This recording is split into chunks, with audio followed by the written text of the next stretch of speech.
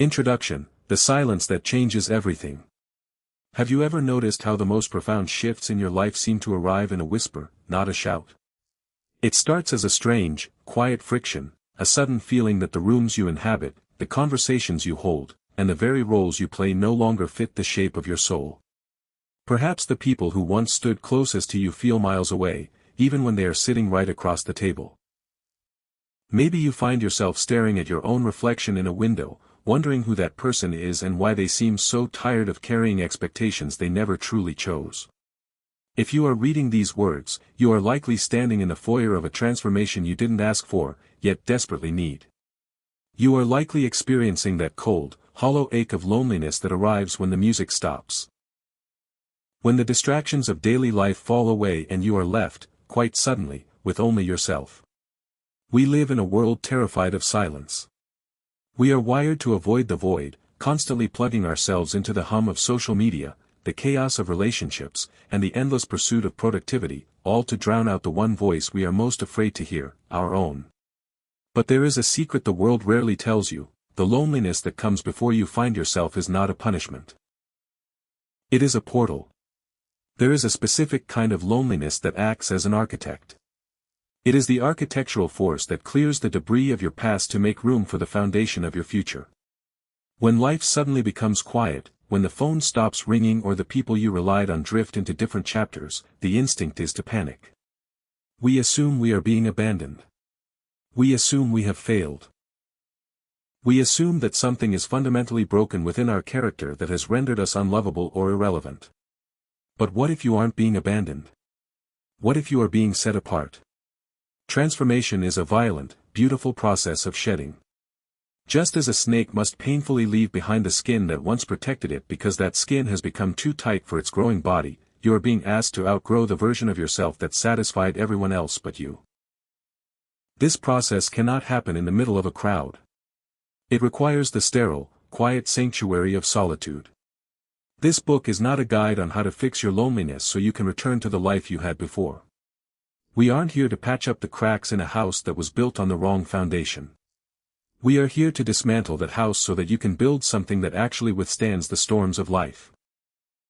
We are here to explore why the deepest, most permanent parts of your healing will happen when no one is watching, when you are forced to sit with your own thoughts, your own fears, and your own untapped potential. Throughout these pages, we will navigate the topography of your internal world. We will look at why your identity shifts as you grow, why the people who loved you at your lowest might struggle to understand you at your highest, and how to turn the agony of isolation into the power of solitude. We will explore the neuroscience of our attachment to others and the spiritual necessity of the wilderness, that quiet, barren place where your purpose is finally forged. You might feel like you are moving backward while everyone else is sprinting toward success.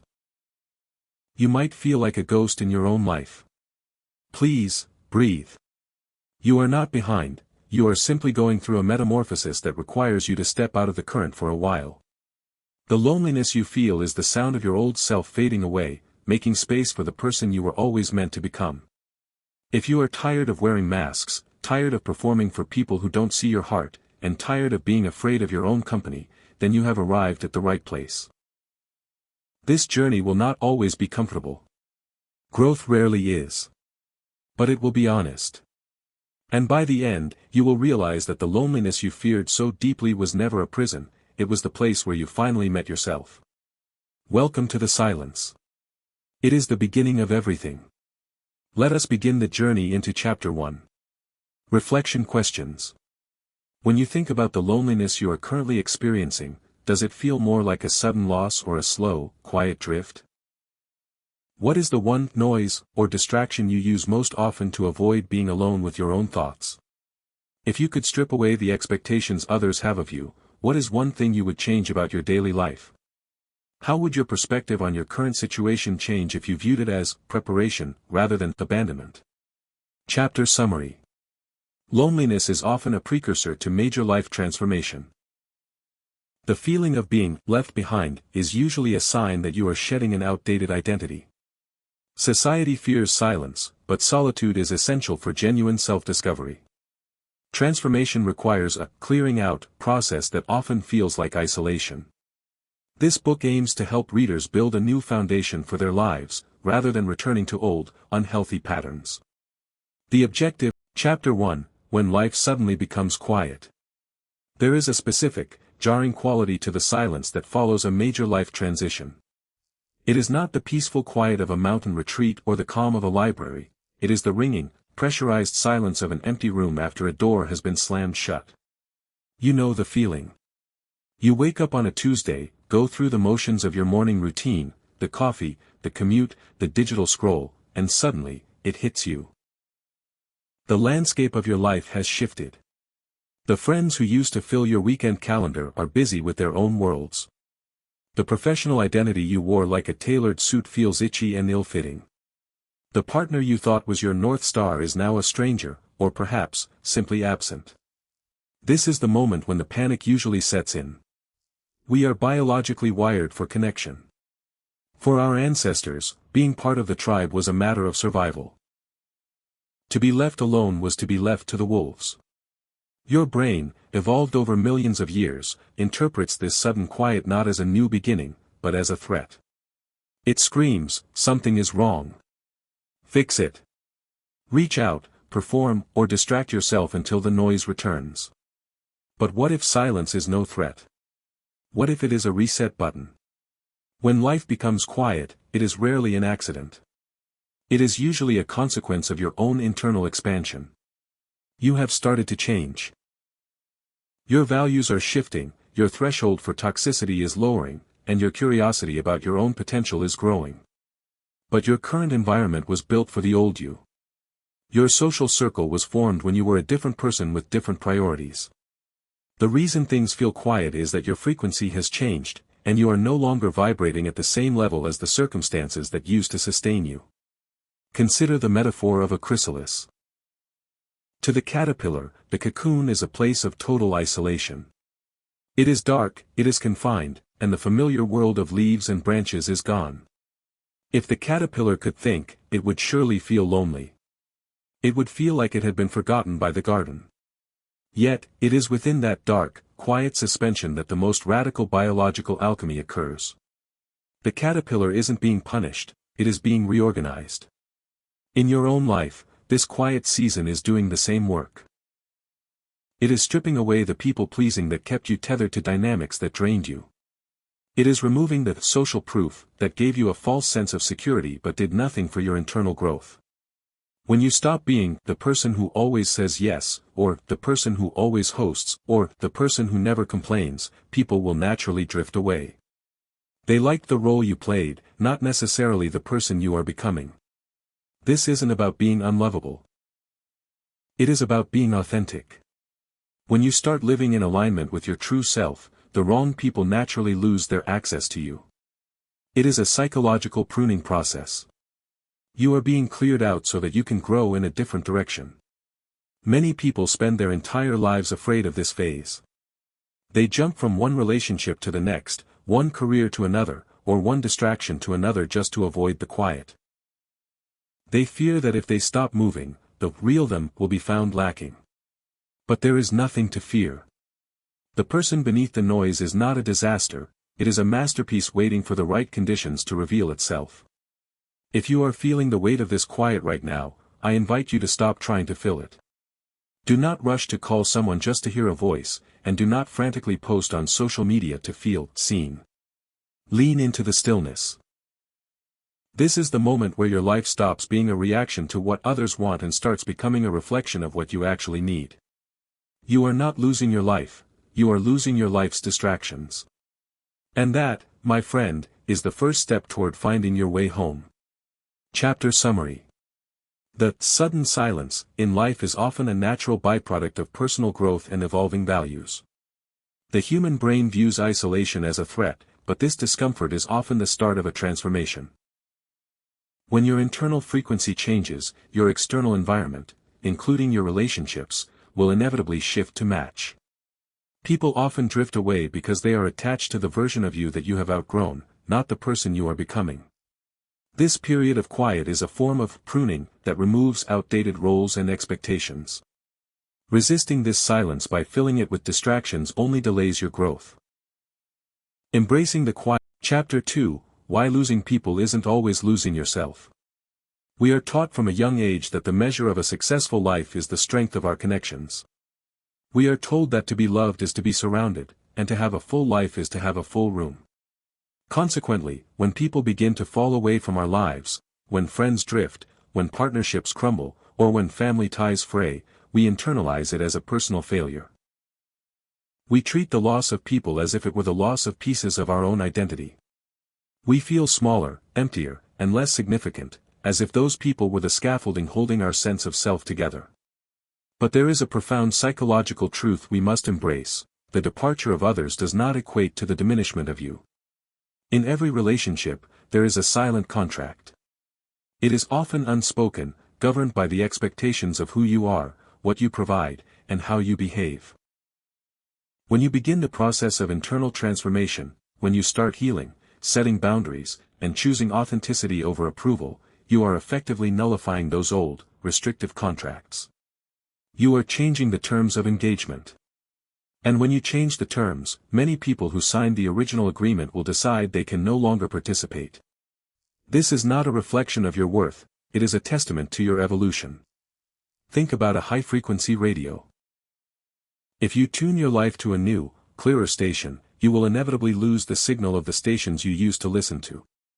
You cannot receive the new broadcast while clinging to the static of the old.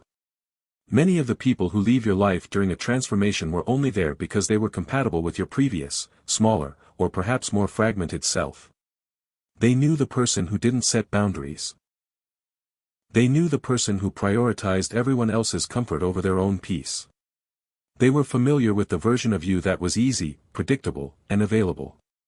When you start becoming difficult, because you have standards, or distant, because you are focused on internal growth, the people who relied on your lack of boundaries will naturally feel uncomfortable. They aren't leaving you because you are unworthy of love. They are leaving because they are no longer getting what they wanted from you. This realization is key in decoupling your identity from your social circle. When you understand that most relationships are transactional, based on mutual needs or shared history, you stop taking their exit as a critique of your soul. You begin to see that losing people is sometimes the only way to make room for those who will recognize and support the person you are actually becoming.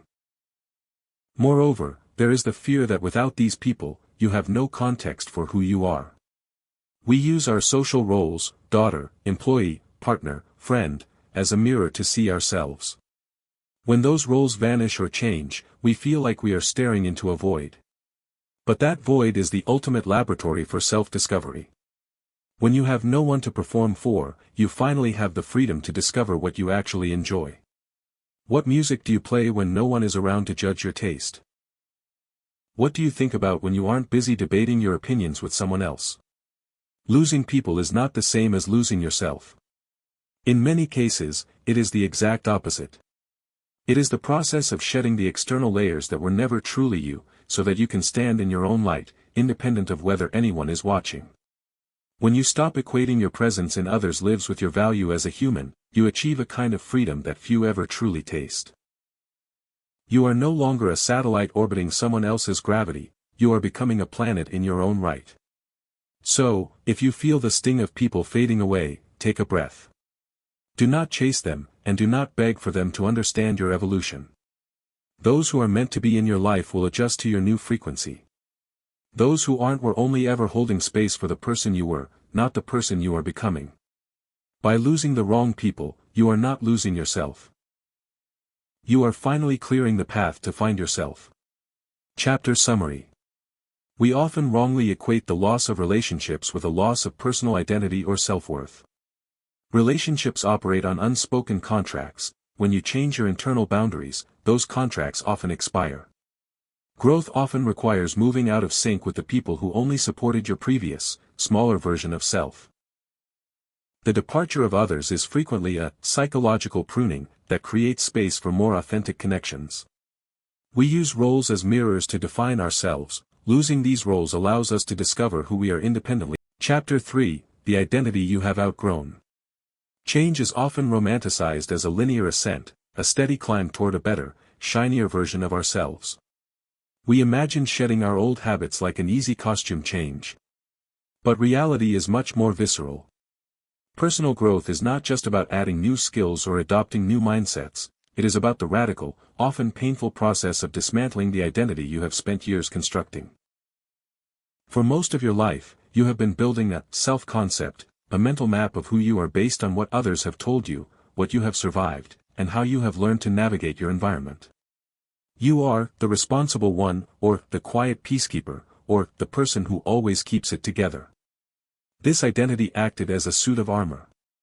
It protected you when you were vulnerable and gave you a sense of predictability in a chaotic world. But that armor has a flaw: it is rigid. And now, as you grow, it is beginning to suffocate you. Psychologists often speak of cognitive dissonance, the mental discomfort we feel when our new beliefs conflict with our long-standing actions. You are likely feeling this right now.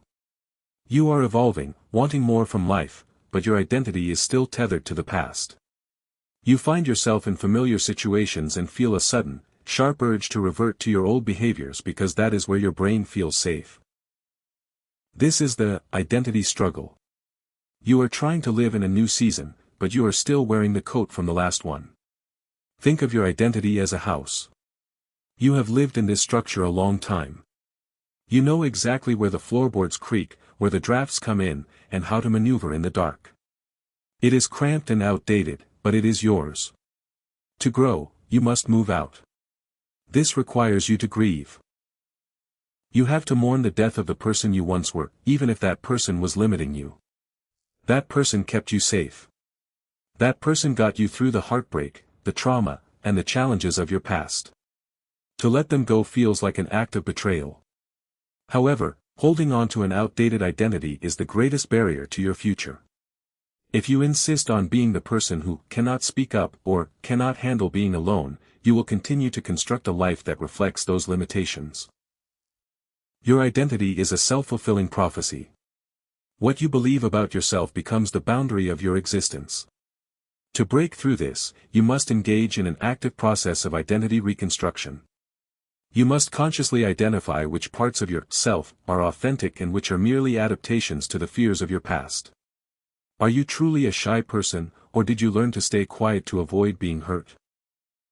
Are you truly incapable of setting boundaries, or did you learn that being compliant was the only way to be loved? This process is terrifying because it forces you to face the unknown self.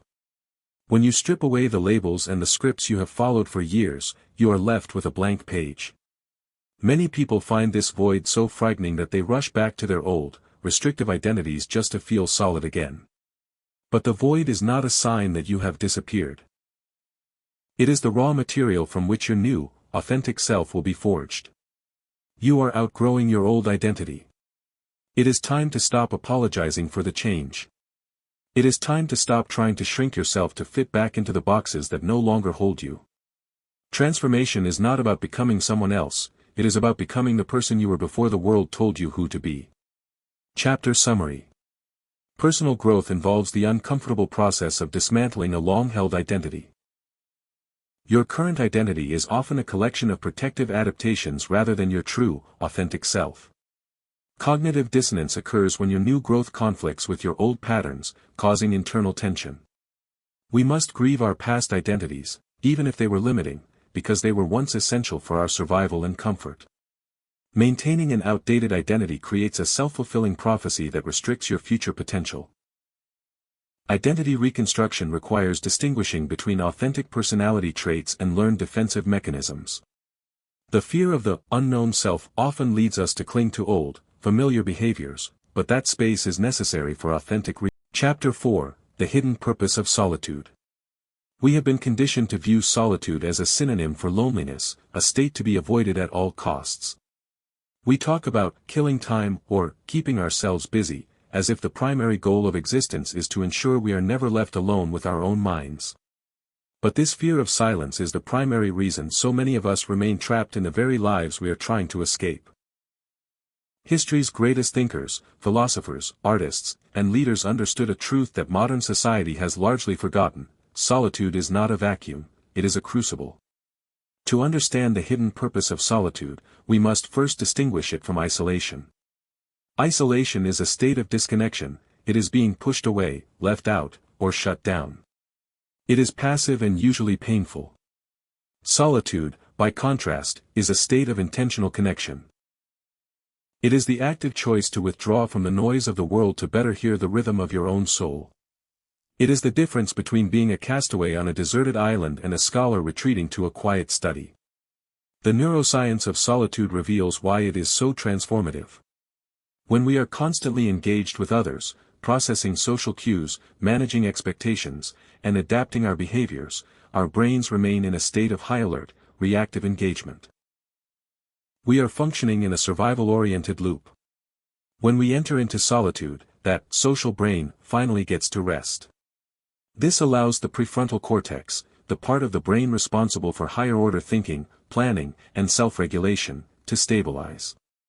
In this state of lowered external stimulation, your brain can finally begin to consolidate memory, process complex emotions, and synthesize your experiences into wisdom. You are literally giving your mind the room to catch up to your life. Throughout the ages, the practice of retreat has been central to wisdom. From the desert mystics to the great poets and scientists, those who sought to understand the nature of reality did so by pulling away from the crowd. They recognize that the crowd has a gravity of its own, it exerts pressure on you to think like it, act like it, and value what it values. In the company of others, you are constantly negotiating your identity. In the company of yourself, you are defining it. There is a specific, quiet power that develops only when you stop performing. When you are alone, you don't have to apologize for your moods or justify your interests. You don't have to manage anyone's emotional temperature. You can explore ideas that might seem unproductive to the outside world, or revisit wounds that require the gentle patience of an internal witness rather than the rushed advice of a friend. This is the hidden purpose of solitude. It is the only environment where your intuition can actually be heard. When you are surrounded by the opinions, needs, and expectations of others, your intuition is often drowned out by the static of external influence. In solitude, the static falls away. You begin to hear the quiet, consistent pull toward your own purpose. You begin to see where your life is out of alignment, and you gain the clarity required to make the necessary corrections. Do not be afraid of the silence of your own home or the quiet of a solo walk. Do not feel the need to fill every empty moment with a podcast, a playlist, or a text message. Instead, treat your solitude as a sacred appointment. Use it to check in with the person you are becoming. Ask yourself, what do I need right now? What is my heart trying to tell me that the noise has been obscuring? When you learn to value solitude, you stop needing people to complete you. You start coming to relationships from a place of fullness rather than a place of hunger. You learn that your company is not just something to be endured, but something to be cherished.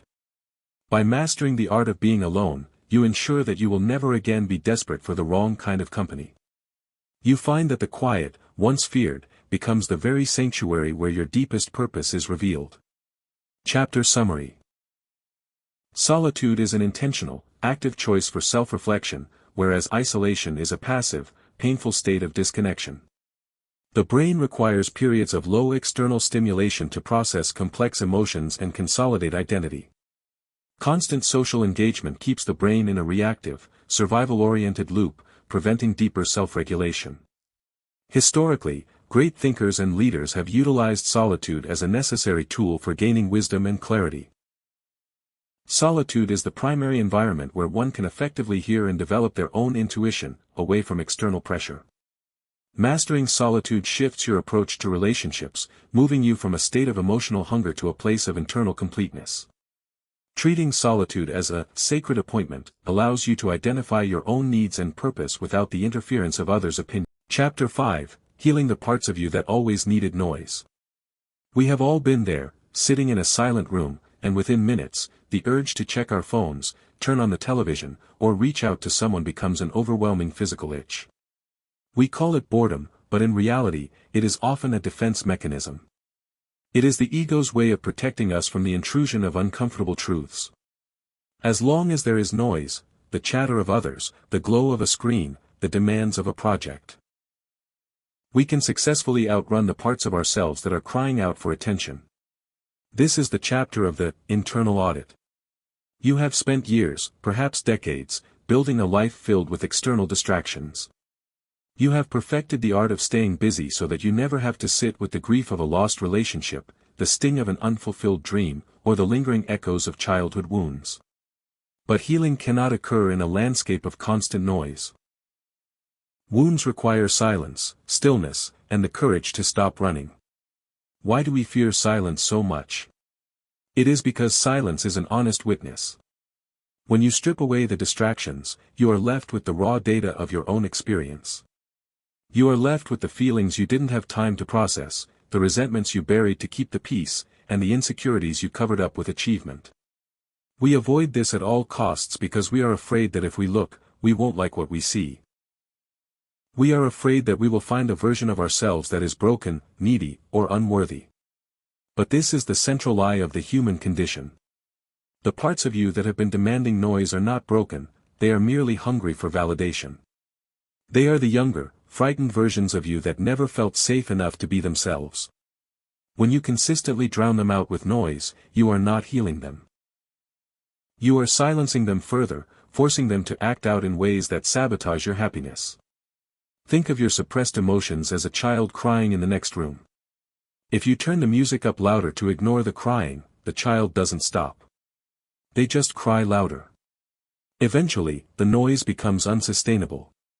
The only way to find peace is to walk into that room, sit down, and ask, "What do you need?" Healing begins when you turn down the volume of the world. It starts with small, intentional acts of presence. It might mean sitting for 10 minutes with nothing but a cup of tea, letting your thoughts drift without trying to control them. It might mean journaling about the things you are most afraid to admit to yourself. It might mean finally acknowledging that a specific memory still hurts, even if it happened years ago. You will find that when you do this, you experience a detox effect. You might feel anxious, irritable, or even physically tired. Your brain will lobby hard to return to the distractions. It will offer you the comfort of a scrolling stream or habitual conversation. Do not give in. Recognize that this discomfort is simply the symptoms of withdrawal from a numbing agent. You are weaning yourself off the avoidance patterns that have kept you stuck in place. As you stay with the silence, something miraculous happens. The noise begins to settle.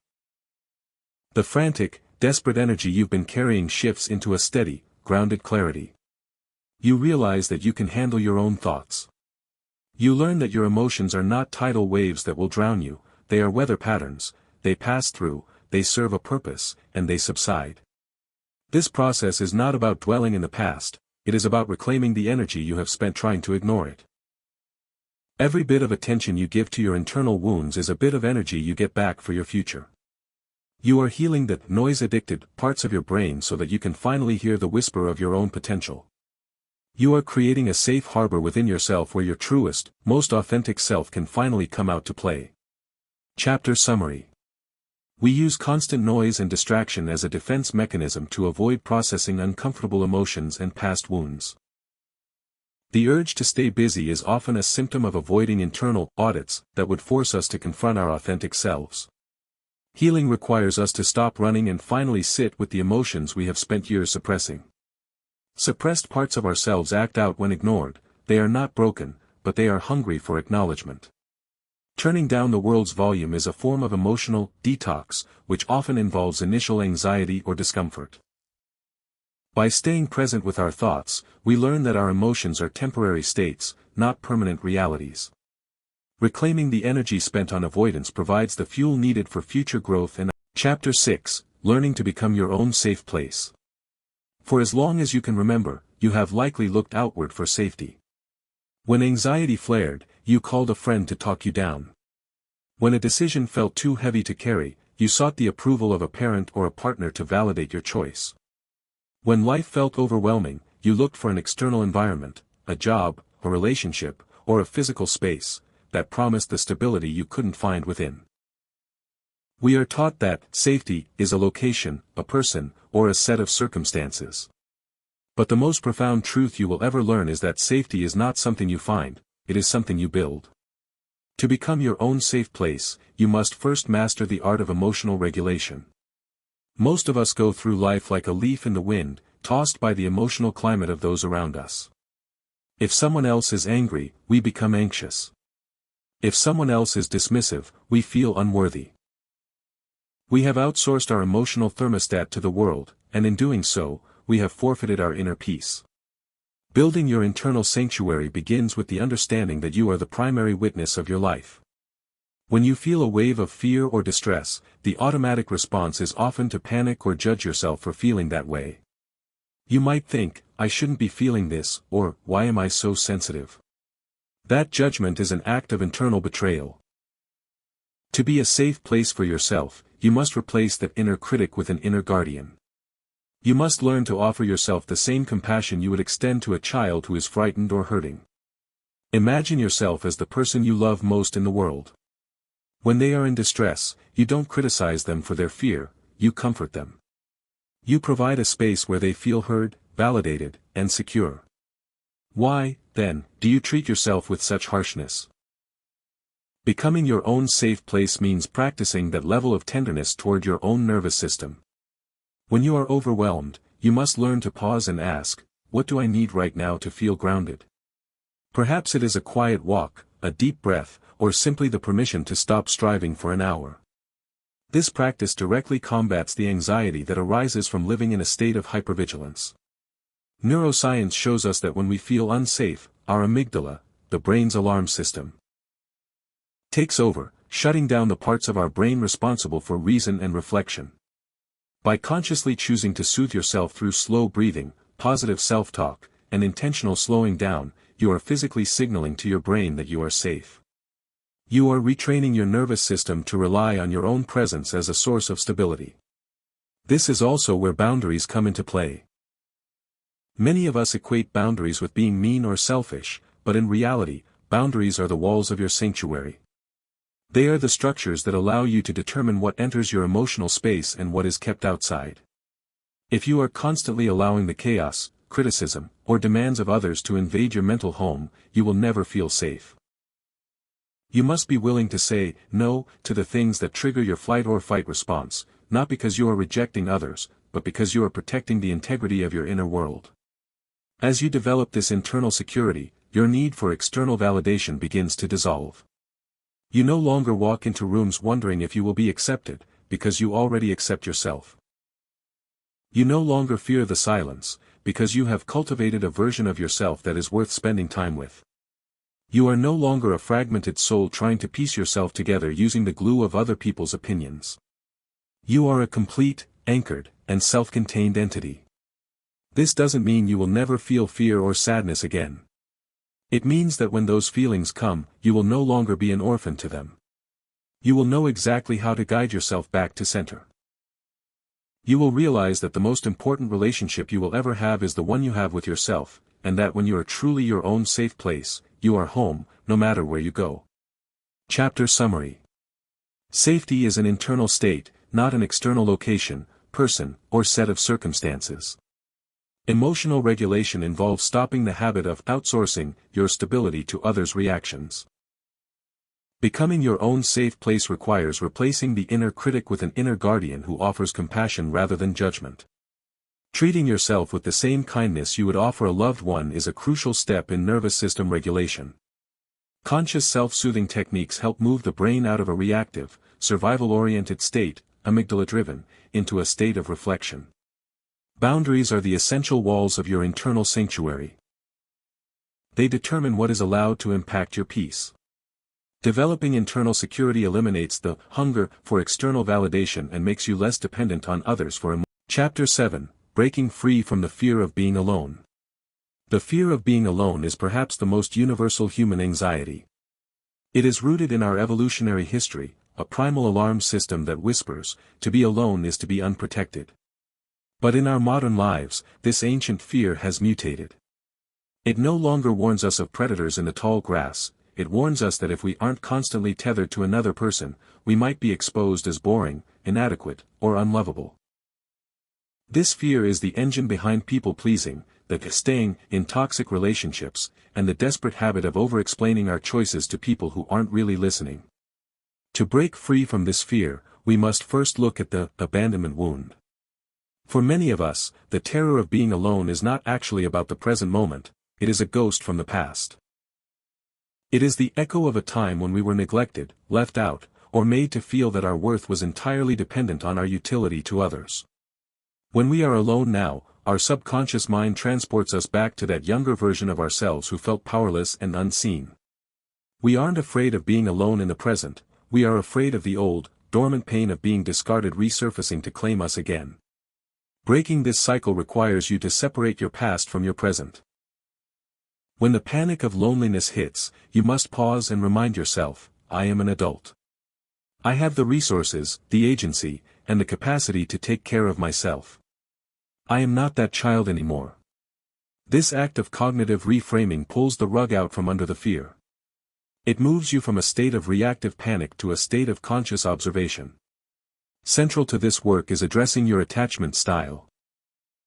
Many of us are stuck in anxious attachment, where we constantly monitor our partner's mood, availability, and affection to gauge our own safety. We treat other people as regulators for our nervous system. But when you are dependent on another person to regulate your anxiety, you become a hostage to their behavior. You cannot be truly free if your peace is subject to their text speed, their tone of voice, or their temporary moods. Breaking free means reclaiming your status as your own primary regulator. It involves realizing that you can experience the discomfort of loneliness without it meaning that you are in danger. You can tolerate the empty space in your bed or the quiet of your weekend without needing to fill it with someone else's presence. In fact, this tolerance is a muscle. The more you sit with yourself, the more you realize that you are far more resilient than you ever imagined. This is the threshold of true independence. When you stop fearing abandonment, you stop performing. You stop molding your personality to fit into someone else's life. You start making decisions based on what you value, not what you think will keep people near you. This is the moment you stop people-pleasing and start self-pleasing, not in a selfish way, but in a way that respects your own boundaries, your own dreams, and your own time. You will find that once you are no longer vibrating with the fear of being alone, you become infinitely more attractive, not just to others, but to yourself. People are naturally drawn to those who are complete within their own skin. When you lose the neediness that comes from the fear of being left, you create space for genuine, healthy, and reciprocal relationships to form. You stop choosing people because you are afraid of the alternative, and you start choosing them because they genuinely add beauty and value to your life. The freedom you are seeking is found on the other side of this fear. It is the realization that being alone is not a death sentence, it is a liberation. It is the moment you realize that the person you were most afraid of losing, your partner, your friend, your parents, is not the most important relationship in your life. What matters most is what you have in your mind. Once you secure that, you are never truly alone again. Chapter Summary. The fear of being alone is often a modern mutation of an ancient survival instinct, now fueled by an abandonment wound from the past. We often mistake the present feeling of solitude for the past feeling of childhood neglect. Distinguishing between the two is vital for healing. Anxious attachment causes us to use others as regulators for our own nervous system, which keeps us in a state of constant emotional dependency. Building the muscle of solitude allows you to tolerate discomfort without needing to escape into distractions or external validation. People-pleasing is a direct byproduct of the fear of abandonment. When that fear is addressed, your behavior naturally becomes more authentic. True independence is achieved when your emotional stability is no longer contingent on someone else's actions or availability. Once you stop fearing loneliness. Chapter 8, Living from the Kingdom instead of searching for it. We have spent our entire lives conditioned to view the spiritual journey as a climb. We believe that if we reach a certain height, a level of moral achievement, a degree of internal calm, or a depth of theological understanding, we will finally arrive at the kingdom. We treat the kingdom as a destination located at the peak of our efforts. But what if the climb is the very thing keeping us from the reality we seek? What if the kingdom is not at the top of the mountain, but at the base, surrounding us like the very air we breathe? The shift from searching for the kingdom to living from the kingdom is the most significant pivot a person can make. When you are searching, your posture is lacking. You are acting as if something is missing, as if you are incomplete, and as if you need to travel somewhere else to find wholeness. When you are living in the kingdom, your posture is one of overflow. You are acting as if you are already connected to the source. Your goal is not to find life, but to express the life that is already yours.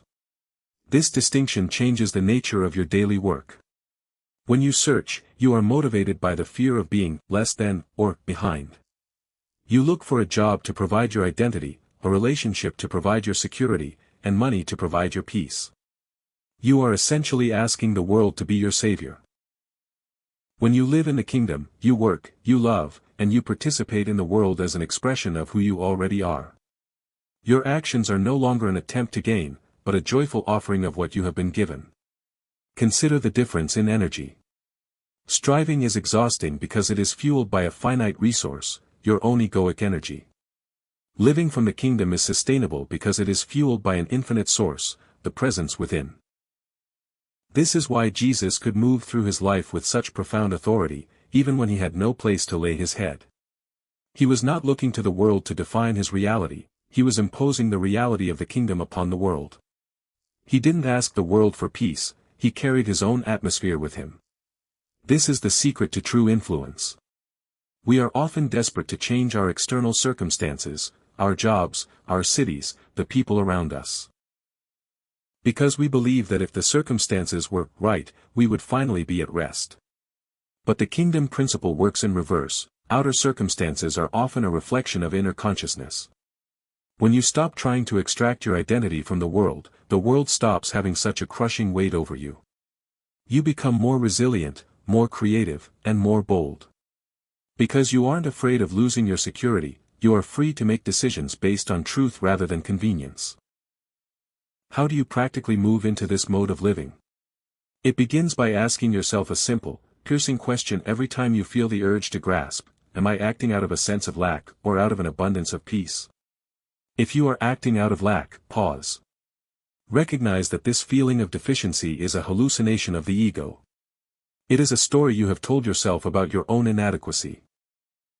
Step back, breathe, and reorient yourself to the truth that you are currently standing in the center of the divine. When you make this shift, your relationships will naturally transform. You will stop using people to meet your emotional needs. You will stop seeking validation from those who cannot give it. Instead, you will begin to show up in your relationships with a spirit of generosity. You will be able to listen better because you don't need to be right. You will be able to forgive faster because you don't need to win. You will be able to love more deeply because your capacity to love is no longer tied to the performance of the other person. This is not a life of withdrawal, it is a life of radical engagement. Some people fear that if they stop striving, they will become lazy or indifferent. The opposite is true. When you are no longer paralyzed by the fear of failure, you are free to be truly excellent. When you are no longer distracted by the need for external recognition, you are free to be truly creative. You will find that you accomplish more in a state of flow than you ever did in a state of panic. The kingdom you have been searching for is not a place you are trying to reach. It is the soil in which your life is planted. Stop digging for the treasure, and start tending the garden. You are not a traveler on a long, weary road to God. You are a child of God, wandering around the house you already live in, wondering where the front door is. The door is not a destination, it is a decision. It is the decision to stop running, to stand still, and to recognize that the life you have been hunting for is the life you are already breathing. Reflection questions. What is one area of your life where you feel you are currently striving because you are afraid of lack? How would your decision-making change today if you were 100% confident that your identity and security were already secure in the divine?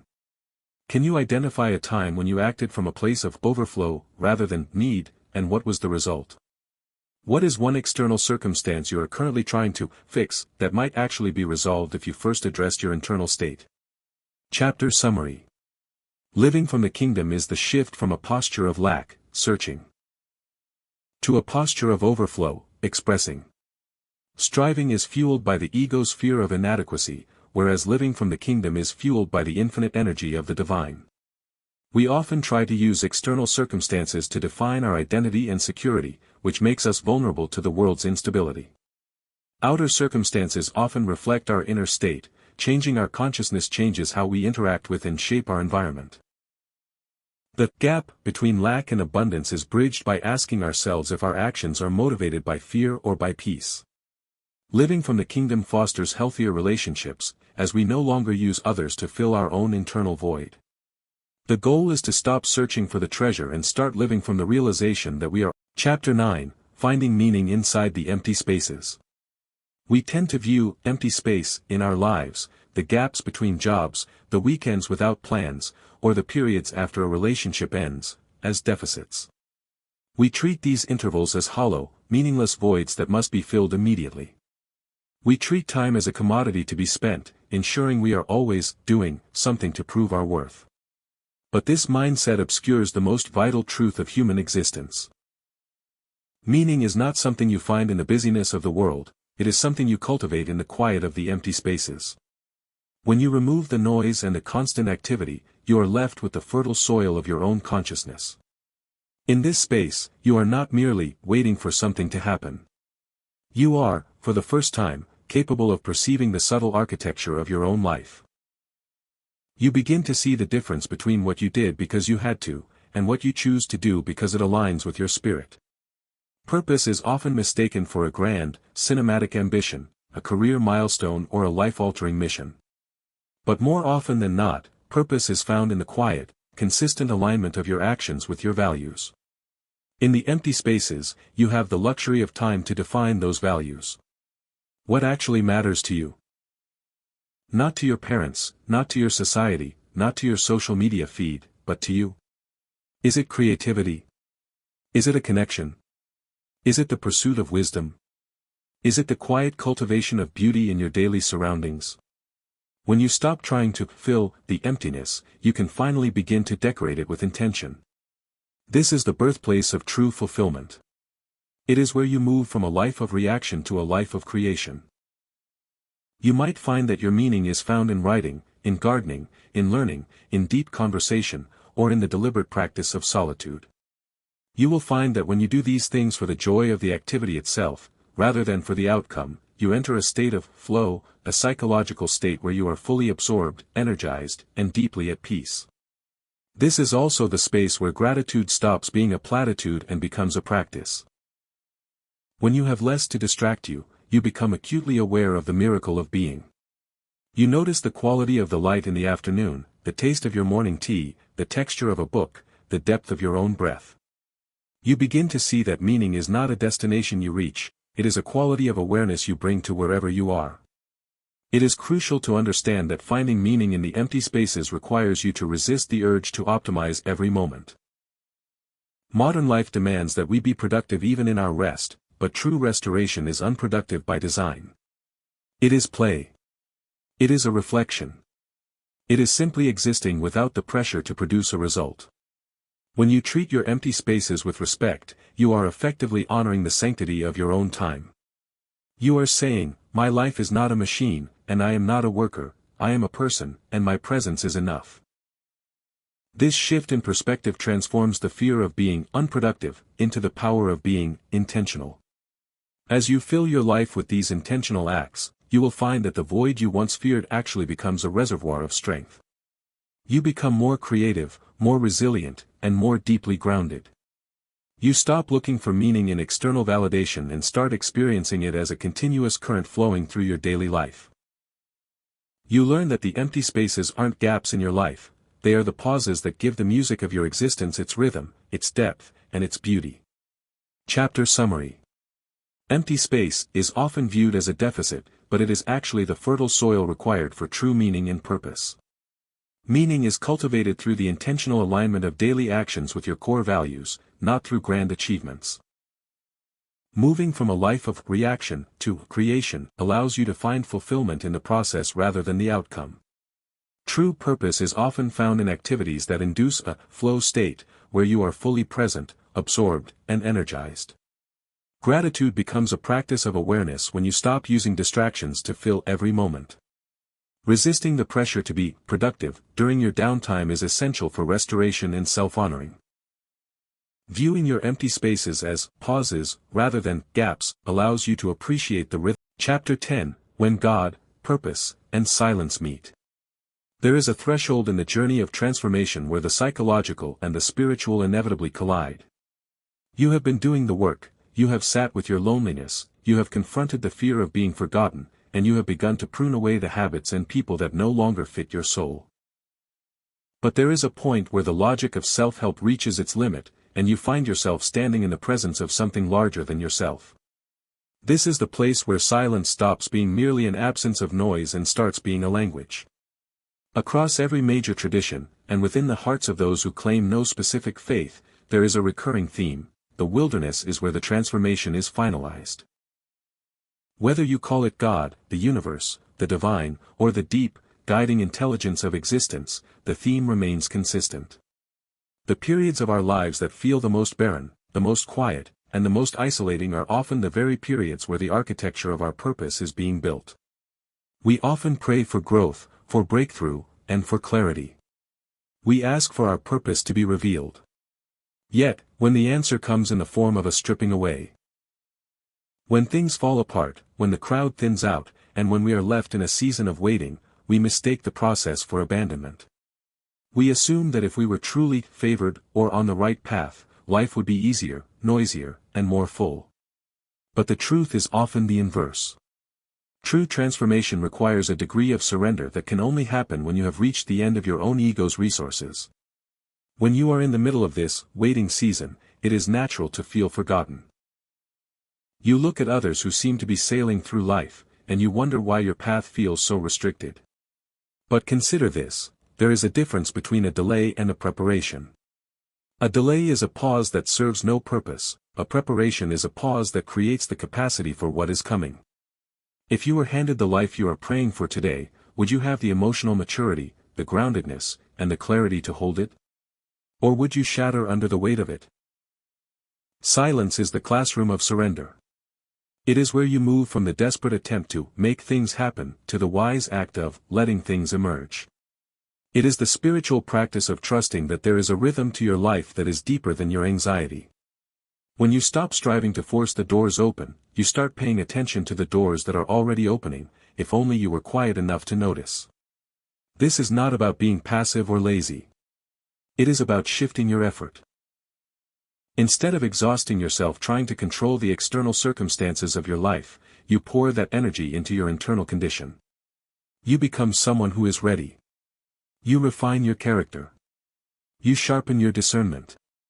You heal your wounds so that when the season of doing returns, you are not acting out of trauma or insecurity, but out of a deep, steady sense of call. Many of us are afraid of this surrender because we fear that if we let go of the steering wheel, we will drive off a cliff. But the spiritual reality is that the cliff is an illusion. You are not losing control, you are moving from the control of the ego to the guidance of the soul. You are learning to walk by faith, not just by sight. You are learning that even when you cannot see the next step, the ground beneath you is solid enough to hold your weight. When you reach this point, loneliness is no longer an ache, it is a retreat. It is the sacred space where you meet the divine, and in that meeting, you finally understand who you are. You realize that you were never abandoned, you were being invited into a deeper relationship with the architect of your own purpose. You were being prepared to carry something significant, and that requires a strength that can only be forged in the quiet. Do not rush this. Do not fight the silence. Lean into it. Let it strip away the final layers of pretense. You are being hollowed out so that you can be filled with something far more lasting than the world could ever offer. You are not waiting for life to start, you are in the very middle of the transformation that will define the rest of your days. Chapter Summary.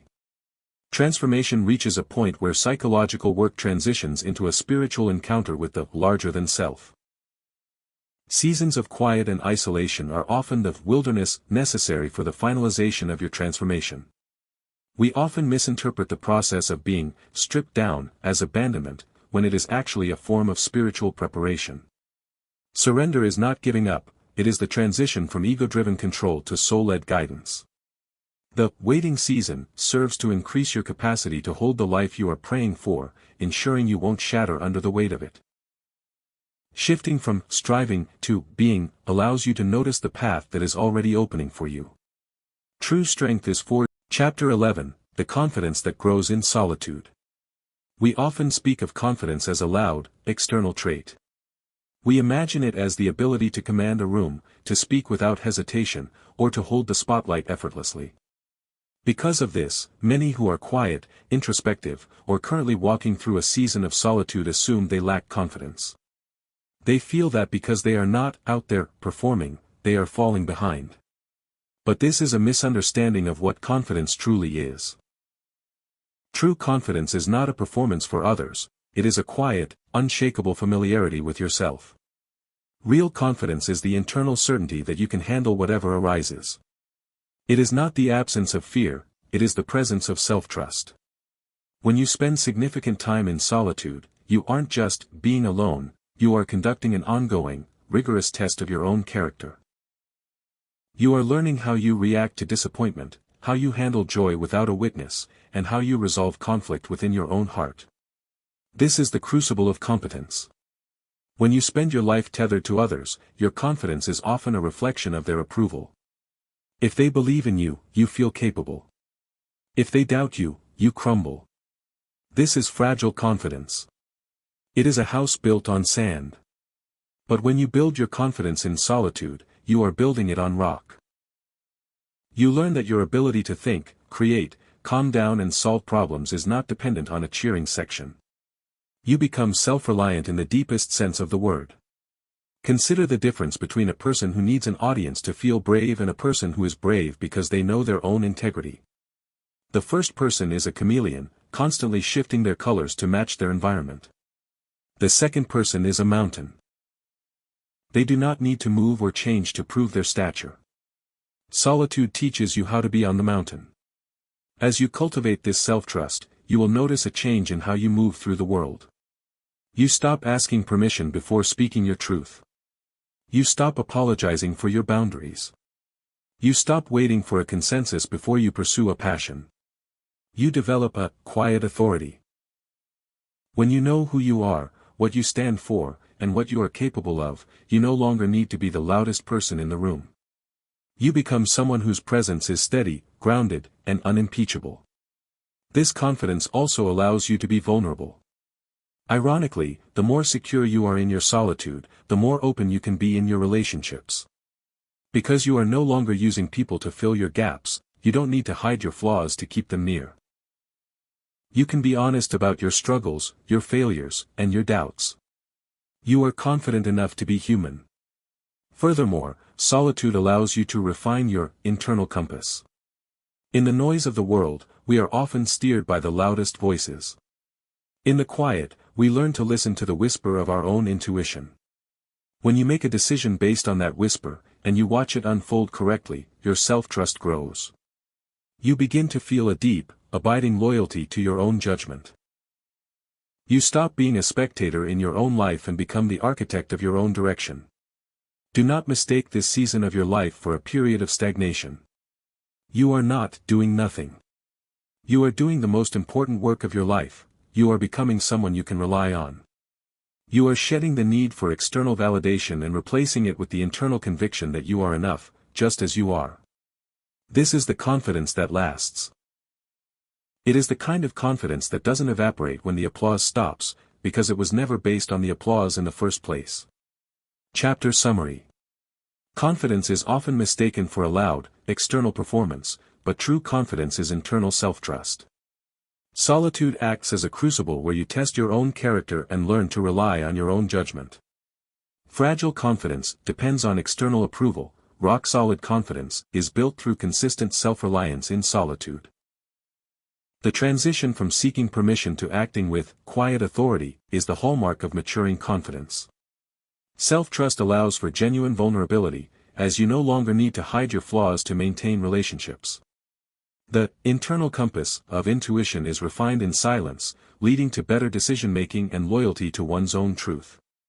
Solitude is not stagnation, it is the active cultivation. Chapter 12, Building a Life You No Longer Need to Escape.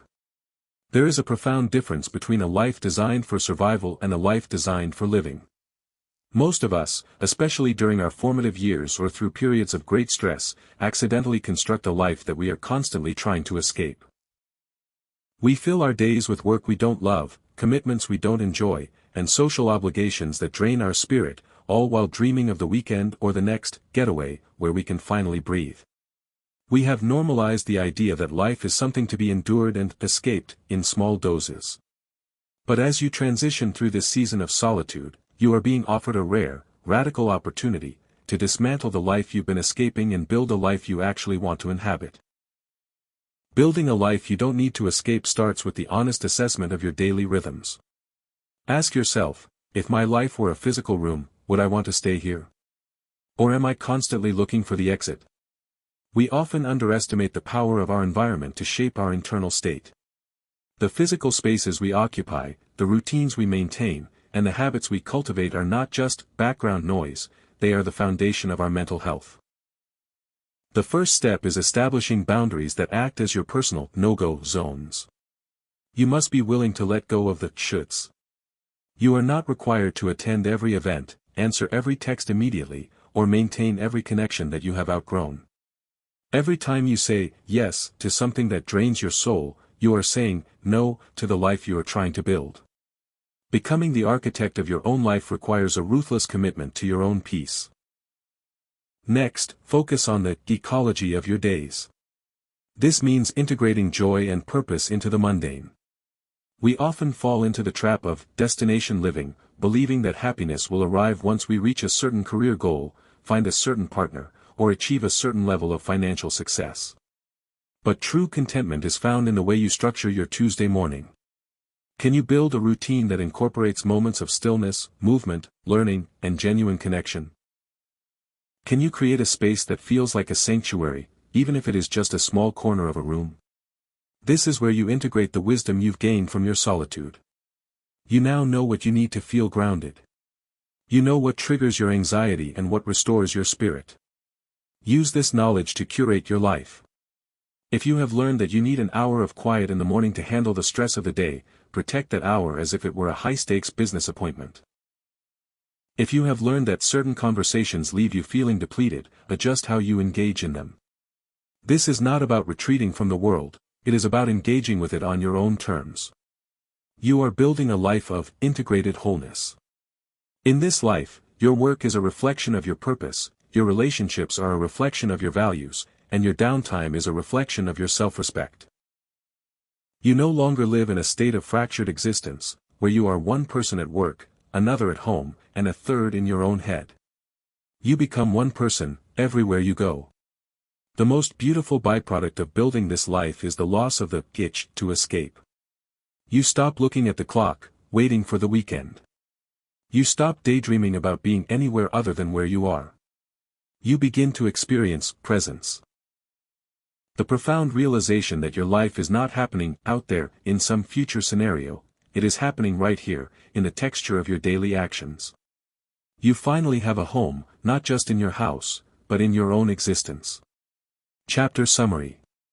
Most people accidentally design lives they feel the need to escape, normalizing the idea that life is something to be endured. Transformation involves moving from survival mode to intentional design, where you actively curate your daily environment. Boundaries are essential. Saying no to draining commitments is a prerequisite for saying yes to your own growth. Destination living, the belief that happiness is a future event, is a trap. Contentment must be integrated into the mundane routines of daily life. Using your self-knowledge to curate your schedule and environment transforms your daily rhythm into a sanctuary. Integrated wholeness occurs when your inner values and external actions are aligned, eliminating the need to wear different masks. The goal is to move from a state of constant escape to a state of Chapter 13, recognizing the new version of yourself. We often wait for a thunderous moment of clarity, a dramatic realization that I have finally arrived, to confirm that our healing is complete. We imagine transformation as a finish line we cross, complete with fanfare and a permanent change in our internal landscape. But the truth is more subtle, and perhaps more beautiful. Personal transformation is not a single event, it is a gradual, almost invisible accumulation of new ways of being. One day, you simply realize that the old version of you, the one who was so easily rattled or so quick to compromise, is no longer the person showing up to your life. How do you know when you have truly shifted? It isn't found in a grand declaration. It is found in the micro moments, the small, everyday choices that reveal the new architecture of your soul. Look for the subtle signs of your transformation. You will notice it first in your reactions. Where you once would have spiraled into anxiety after a harsh word, you now feel a momentary sting that passes quickly, like a shadow moving across a lawn. You have developed an emotional resilience that doesn't just block pain, it processes it. You are no longer an orphan to your own moods. You have become a calm, steady witness to your own experience. You will also notice it in your boundaries. You no longer feel the need to justify your no. You don't perform the nervous dance of over-explanation when you turn down an invitation that doesn't serve you. You have learned that your time is a finite, precious resource, and you guard it with the quiet confidence of someone who knows their worth.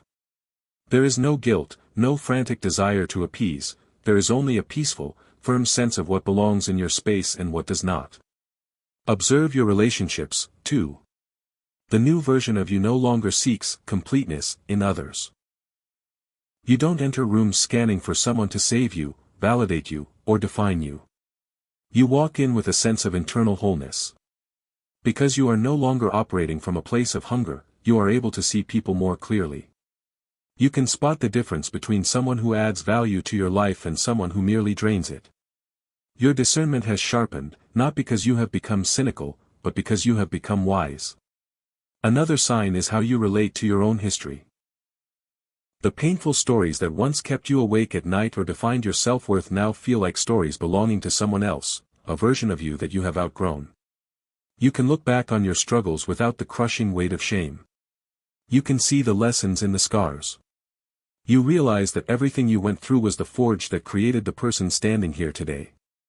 You have made peace with the past, not by forgetting it, but by integrating it into the narrative of your growth. Perhaps the most definitive sign is the quality of your internal monologue. The critical, harsh voice that used to narrate your life, the one that whispered you weren't enough or that you were destined for failure, has been replaced by a voice of steady encouragement. You have become your own best advocate. You speak to yourself with the same grace you would offer a dear friend. You are not the same person you were when this journey began. You are quieter, perhaps, but infinitely more powerful. You are more discerning, more grounded, and more deeply connected to the truth of who you are. This new version of you is not perfect, you are still human, still evolving, and still capable of mistakes, but you are now equipped with the self-awareness to course-correct. You have learned the most valuable lesson of all, you are the primary relationship of your life, and you have finally learned how to show up for it. Chapter Summary. Transformation is a gradual process of shifting behaviors, not a singular event or a final, finish line. Micro-moments, your daily reactions to stress, small choices, and quiet reflections, are the true indicators of your growth. Increased emotional resilience allows you to process pain rather than being consumed by it. Setting boundaries without guilt or over-explanation signifies a deep, internal shift towards self-respect. Developing discernment in relationships stops you from seeking completeness in others and allows you to build from a place of wholeness. The ability to view your past history with integration and peace, rather than shame, is a key sign of healed identity. Replacing the harsh inner critic with a voice of steady, compassionate self-advocacy. Chapter 14, Welcoming Others Without Losing Yourself Again. There is a natural fear that arises once you have finally tasted the peace of your own company, the fear that to let anyone back into your world is to invite chaos back in. You have worked so hard to build your sanctuary, to establish your boundaries, and to find your own rhythm. You worry that if you open the door, the old patterns, the people-pleasing, the emotional absorption, the loss of self, will simply resume where they left off. But this fear, while protective, is based on a fundamental misunderstanding of your own growth. You are not the same person you were before you entered the silence. Welcoming others into your life is no longer about finding someone to fill the empty spaces, it is about sharing the overflow of a life that is already full. This is the crucial distinction that changes everything. When you were operating from a place of loneliness, you chose people based on their capacity to distract you or their willingness to validate your existence. Now, you choose people based on their capacity to honor your reality. This requires a new level of discernment. You are no longer looking for a puzzle piece to complete your picture, you are looking for other complete individuals who are walking their own paths. You aren't looking for someone to hold your hand. You are looking for someone to walk alongside you, at a pace that respects your autonomy and theirs. The key to keeping your identity while deepening your connections is the concept of interdependence, rather than codependence. In codependence, two people lean on each other because neither can stand on their own, and if one moves, both fall. In interdependence, two people stand independently, side by side, sharing their lives while maintaining their own structural integrity. They are like two trees growing in the same forest, they share the same soil, they provide each other with shelter from the wind, but they are rooted in their own separate, deep foundations. To maintain this integrity, your boundaries must remain active. Many of us mistakenly believe that as we grow closer to someone, we should lower our walls. But true intimacy doesn't require the removal of boundaries, it requires the articulation of them. You can be deeply vulnerable and highly guarded at the same time. You can share your heart while still protecting your peace. When you bring someone into your life, a new friend, a partner, or a colleague, pay attention to how they respond to your no. People who are comfortable with your autonomy will celebrate it. They will respect your need for downtime, your dedication to your routines, and your clarity about your values. People who thrive on manipulation or control will feel threatened by your boundaries. They will attempt to test them, labeling your self-respect as distance or coldness. This is your litmus test. When you see this behavior, do not try to fix it, and do not try to appease it. Simply notice it. You are no longer responsible for managing other people's discomfort with your truth. This also means being intentional about your social energy. You don't have to be everything to everyone. You don't have to be the person who holds the emotional weight for your friend group, nor do you need to be the problem solver in your family. You are allowed to be present, to listen, to love, and to be light-hearted without becoming the container for everyone else's stress. As you navigate this new chapter, remember that you are the guardian of your own sanctuary. You have earned your peace. You have paid the price of the loneliness you endured to find yourself. You are not obligated to trade that peace for the sake of companionship. If you are going to share your life with others, let it be because they amplify the joy you have already found, not because they distract you from the quiet you've worked so hard to master. You have finally met yourself, do not let anyone else make you lose her again. Chapter Summary. The fear of losing yourself to others is a natural response, but it is mitigated by your new, internal foundation of self-trust. The shift from codependence to interdependence allows for intimacy without the sacrifice of individual identity. True intimacy is built on the foundation of two independent, self-sustaining people walking side by side, not leaning on each other. Boundaries are not barriers to closeness, they are the structures that make healthy, lasting intimacy possible. Your reaction to how others respect your no is the ultimate litmus test for whether a relationship is healthy for your new version of self. You are not responsible for managing others' discomfort with your healthy boundaries or your autonomous life. Prioritize relationships that amplify the peace and joy you have already cultivated, rather. Chapter 15, You were never alone, you were becoming. We began this journey by sitting in the silence of an empty room, wondering why the world had grown so quiet and why the people who once defined our days had begun to drift away. We feared isolation. We feared the void. We assumed that the loneliness we felt was a sign that we had reached the end of something, a dead end, a failure, an abandonment. But now, as you stand at the conclusion of this exploration, you can see the truth of what was actually happening. You were never truly alone. You were simply being ushered into a new season of yourself. The loneliness you felt was not a lack of company, it was the friction of transformation. It was the sound of your old identity scraping against the boundaries of your new potential. It was the necessary silence required to hear the voice of your own intuition, to heal the wounds of your past, and to build the sanctuary of your own self-respect. Everything you went through, the pain, the uncertainty, the quiet nights, and the distance from others, was the architecture of your own becoming. Look where you are now compared to where you started. You have moved from a place of reactive fear to a place of proactive peace. You have learned that your worth is not a currency to be traded for the approval of others, but a sacred, internal constant. You have learned that your solitude is not a prison, but a power, a space where you define your own purpose, curate your own joy, and guard your own peace. You were being prepared. All those moments you spent wondering if you would ever feel at home in your own life were the moments your internal foundation was being set in stone.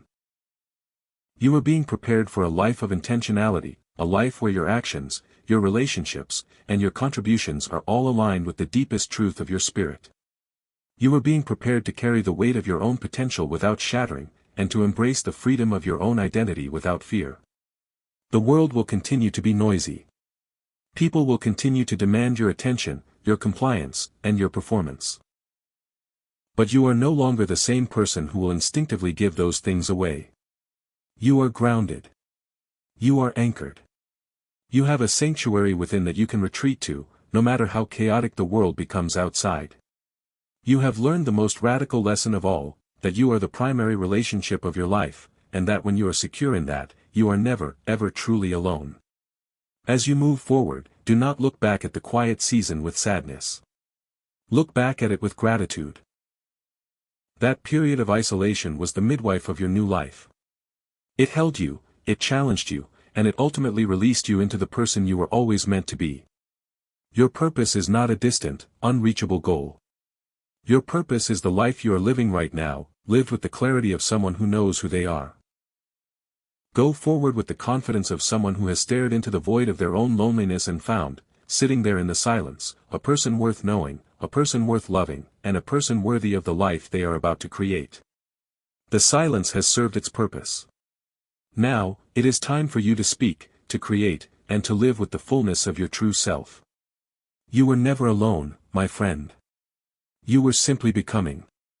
Reflection questions. How would you describe the difference between the person who started this book and the person finishing it now? What is the most valuable lesson you have learned about the nature of your own company? In what ways has your perspective on loneliness shifted from a feeling of abandonment to a feeling of preparation? How will you carry the sanctuary you have built into the busy, noisy reality of your everyday life? What is the first step you want to take as you enter this new chapter of your life? Chapter summary. The journey through loneliness is ultimately a journey of becoming your most authentic self. Your initial fear of isolation was a natural, human response to the friction of identity transformation. You have successfully transitioned from seeking external validation to building an internal foundation of self-respect. The sanctuary you built in solitude is a permanent, portable home you can access even in the noise of the world. Gratitude for your waiting season is essential, as that period was the necessary midwife for your new life. You are now equipped to engage with the world from a place of wholeness, rather than a place of hunger. True purpose is not a destination, it is the act of living your life with clarity, roundedness, and the courage to be yourself.